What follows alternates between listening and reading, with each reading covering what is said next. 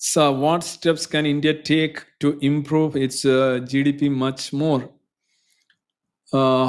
GDP, okay, നിങ്ങൾ കണക്ക് അംഗീകരിക്കുന്നുണ്ടെന്നുണ്ടെങ്കിൽ much more basically robust economy, pulsating എക്കോണമിയിൽ കൂടുതൽ പ്രൊഡക്ഷൻ, സർവീസ്, ഗുഡ്സ് ആണ് ഉണ്ടാവും. നമ്മൾ എന്താണോ ചെയ്തുകൊണ്ടിരിക്കുന്നത് അത് ഡബിൾ ഡൗൺ ചെയ്യുക, അതാണ് ചെയ്യാൻ പറ്റുന്നത്.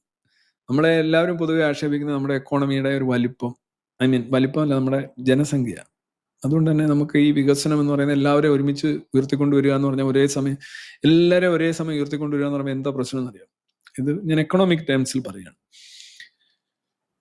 നമ്മൾ ഈ പറയുന്ന ഹൈറ്റിലെത്തില്ല, നമ്മളിങ്ങനെ പരന്നു നിൽക്കും. There won't be any peak. ഒരു പർവ്വതമാണ് നമ്മൾ ഉദ്ദേശിക്കുന്നെങ്കിൽ എവറസ്റ്റ് ഉണ്ട്, K2 ഉണ്ട്.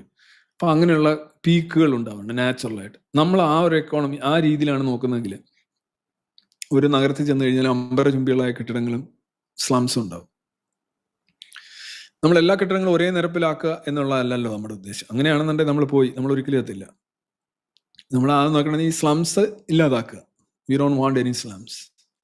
വി വാണ്ട് അവിടെ ഒരു പർട്ടിക്കുലർ ലെവലിലേക്ക് കൊണ്ടുവന്നിട്ട്, എന്നാൽ ഈ സ്കൈ സ്ക്രേപ്പേഴ്സ്, ഞാൻ സിംബോളിക്കായിട്ട് പറയാണ്, അത് നിലനിർത്തുകയും മെച്ചപ്പെട്ടവ നിർമ്മിക്കുകയും വേണം.